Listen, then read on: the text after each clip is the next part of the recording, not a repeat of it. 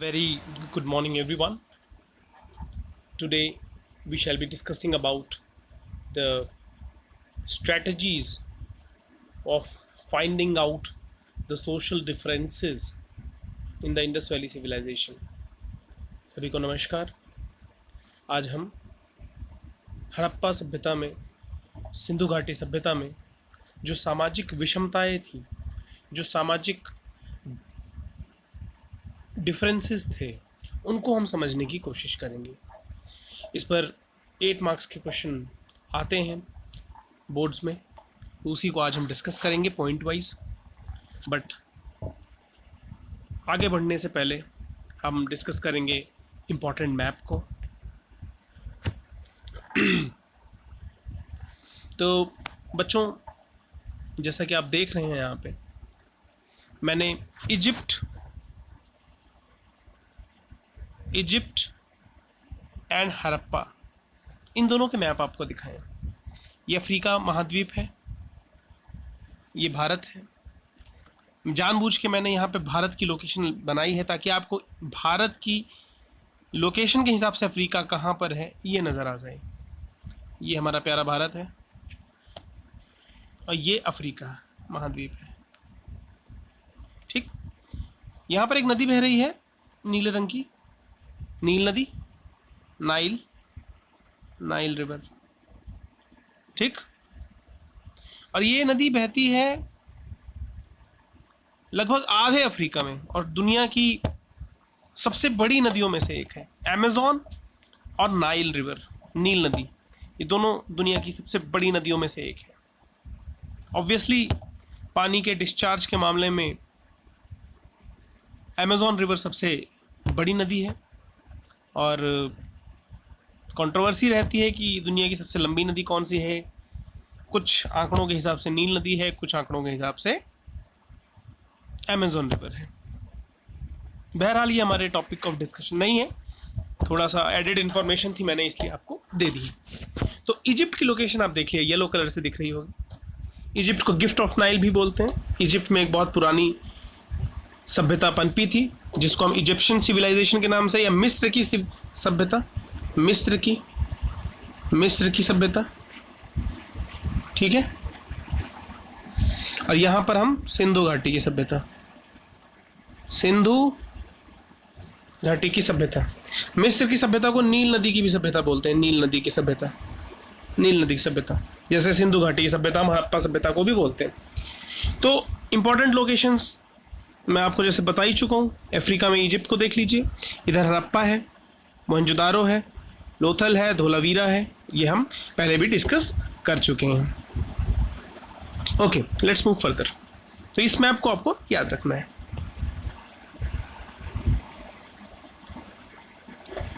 So our main topic is tracking the social differences, सामाजिक भिन्नताओं को हम किस प्रकार पहचाने।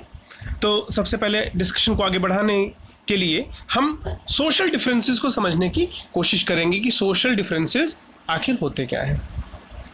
Social differences are the situation where people are differentiated on the basis of social, economic or the racial disparity। अगर हम modern sense में बात करें तो सोशल डिफरेंसेस का मतलब हुआ जब हम किसी को डिफरेंशिएट करते हैं, उसको दूसरे से अलग मानते हैं, चाहे उसके सोशल स्टेटस के हिसाब से, चाहे इकोनॉमिक स्टेटस के हिसाब से, या रेशियल स्टेटस के हिसाब से।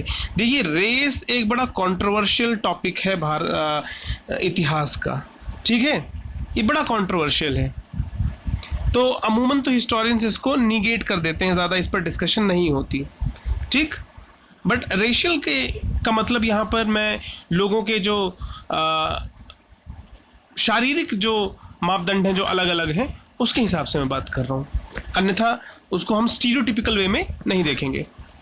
तो सामाजिक भिन्नता उस स्थिति को कहते हैं जब समाज का एक वर्ग दूसरे वर्ग से किसी न किसी आधार पर अलग हो, यानी कुछ अलग है उनके अंदर, कुछ स्पेशल है उनके अंदर, जैसे कि आर्थिक, सामाजिक या नस्ली आधार। मैंने इंग्लिश की जो डेफिनेशन है उसको हिंदी में ट्रांसलेट कर रखा है, ठीक। तो ये हमारा आज का टॉपिक है कि समाज के अंदर क्या कोई हायरार्की है, क्या कोई वर्गीकरण है, क्या कोई ऊंच नीच का भेदभाव है, क्या कोई आर्थिक विषमता है, क्या कोई सामाजिक विषमता थी, या नस्लीय आधार पर कोई भेदभाव होता था। देखिए इतने पुराने इतिहास में नस्लीय आधार या इस तरह जो आज मॉडर्न सेंस में हम देखते हैं जिसको, उस तरह को ट्रैक करना बड़ा मुश्किल है। देखते हैं आगे डिस्कशन में कि क्या क्या चीज़ें हमारे डिस्पोजल में है। तो the strategies which are employed by the archaeologists to track the social differences in the Indus Valley civilization is as follow. जो तरीके अपनाए जाते हैं आर्कियोलॉजिस्ट के द्वारा, हिस्टोरियंस के द्वारा उसको समझने का, तो वो दो हैं मेनली। एक है excavating and analysing the burials, शवदान, शवदानों को उत्खनन करना और उसका विश्लेषण करना, एक तो ये है। और दूसरा है looking up for the luxuries, विलासिता की जो वस्तुएं हैं उनको खोजना। विलासिता का मतलब हुआ कुछ स्पेशल, लग्जूरियस, जिसकी कीमत हो, कुछ जो एग्जॉटिक हो, अपने देश का ना हो, बाहर से हो, कहीं ना कहीं जो रेयर हो, तो वो चीज़ों को वो चेक करते थे। ठीक है, तो इसके अंदर जो पहली स्ट्रेटजी है वो है बरियल्स की, तो उसको हम डिटेल में डिस्कस करेंगे, बरियल्स। ओके,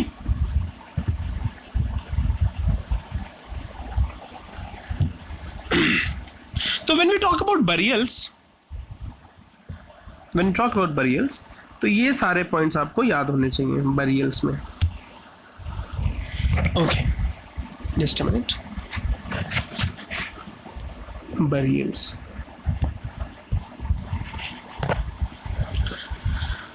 तो when we talk about burials, तो सबसे पहले आप लोगों को मैं इजिप्ट, जैसा कि मैंने पहले फ्रंट पेज पे आपको मैप दिखाया था इजिप्ट का, इजिप्ट में पिरामिड ऑफ गीजा है, पिरामिड ऑफ गीजा, ये है pyramid of Giza, pyramid of Giza,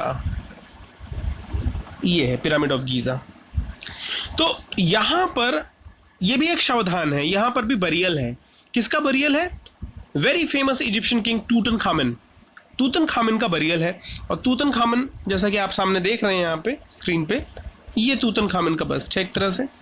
okay, तो टूटनखामेन का ये जो शवदान है, ये गोल्ड के अंदर था, पूरा गोल्ड का बना हुआ, प्योर गोल्ड का बना हुआ है, आप सामने देख सकते हैं। अगर हम हड़प्पा की बात करें, अगर मैं पर्टिकुलरली हड़प्पा की बात करूं, तो आप हड़प्पा का शवदान देखिए कैसा है। हड़प्पा का है पिट बरियल, ये देखिए, ये वाला, ये है पिट बरियल, गड्ढा खोदा और उसके अंदर शव को डाल दिया। और उसके साथ उसमें क्या डाला गया है, अगर आप ध्यान से देखें इसको, तो यहां पर आप देखेंगे सफेद रंग की एक माला है, आई होप ये विजिबल है, टूटा हुआ मटका है यहाँ पे, ठीक, और एक सिंपल बरियल है, सिंपल बरियल, ये सिंपल बरियल है, ठीक है। और अगर हम पर्टिकुलरली हड़प्पा की बात करें, तो हड़प्पा में दो तरह के बरियल्स थे, simple burials and special burial. Simple burials क्या है कि भाई पिट खोदा गया और उसके ऊपर व्यक्ति को, उसके अंदर व्यक्ति को डाला गया और उसके ऊपर मिट्टी डाल दी गई, ठीक है, उसके ऊपर मिट्टी डाल दी गई, ये मिट्टी की एक लेयर लगा दी गई, बस, ठीक है। तो ये तो हो गया सिंपल बरियल। और स्पेशल बरियल का मतलब था कि ये एक तरह से इंसर्ट किया उन्होंने और वहां पे व्यक्ति को डाला गया और उसके ऊपर एक तरह से ईंटों से चुनाई कर दी गई उसकी, ठीक है, उस बरियल को ईंटों से मार्क कर दिया गया। तो ये जो एक स्पेशल था, और इसके अंदर कहीं पर मटके रखे हुए थे, कहीं पे कुछ औजार रखे हुए थे, तो ये उसको स्पेशल बनाता है। लेकिन कहीं से भी इजिप्ट के बरियल से इसका कोई कंपैरिजन नहीं है, क्योंकि वहाँ पर सब कुछ अलग है, सब कुछ सोने का है वहाँ पे। तो स्पेशल बरियल्स हिंट करते हैं कि हड़प्पा के समाज में कुछ ना कुछ सामाजिक विषमता तो ज़रूर रही होगी। अब किसी का अगर सिंपल बरियल है और किसी का स्पेशल बरियल है जिसमें ईंट की चुनाई हो रखी है, जहाँ पे कुछ मटेरियल बरी किया गया, जैसे पॉट, ज्वेलरी, टूल्स एक्सेट्रा, तो वो बताते हैं कि कुछ सोशल डिफरेंसेस है वहाँ पे, ठीक है। और जो ज्वेलरी भी उन्होंने इंसर्ट करी थी अपने बरियल्स के अंदर हड़प्पन से, वो बहुत सिंपल ज्वेलरी थी, ठीक है। अगर मैं एक एग्जांपल दूं आप लोगों को, तो हड़प्पा में एक मेल बरियल खोजा गया था, तो उस मेल बरियल के अंदर देखो क्या क्या मिला। 3 कॉन्क्स, शंख, 3 शंख मिले, जैस्पर, सूर्यमणि बोलते हैं जैस्पर को, ठीक है, beads, micro beads, copper mirror, तो एक शीशा भी मिलता है कॉपर का, लेकिन ये सारा ही मटेरियल सिंपल है। शंख, जैस्पर, बीड्स, माइक्रो बीड्स, बहुत सिंपल है।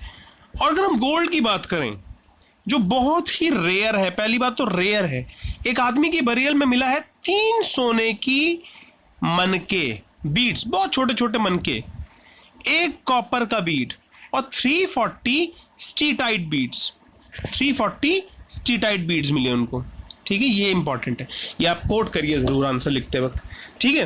अगर हम ओवरऑल देखें तो हड़प्पन जो थे वो यूटिलिटेरियन थे, यानी वो जरूरत की चीजें ही यूज करते थे, ज्यादा लग्जरी की तरफ नहीं भागते थे, और अगर थोड़ा बहुत लग्जरी जो भी थी भी उसको वो फेंकना नहीं चाहते थे शवों के साथ। तो ये चीज इजिप्शियन सिविलाइजेशन से हड़प्पन सिविलाइजेशन को अलग करती है। एक बार आप जरूर इन पिक्चर्स को ध्यान से देखिए और फिर आप इसको समझने की कोशिश करिए।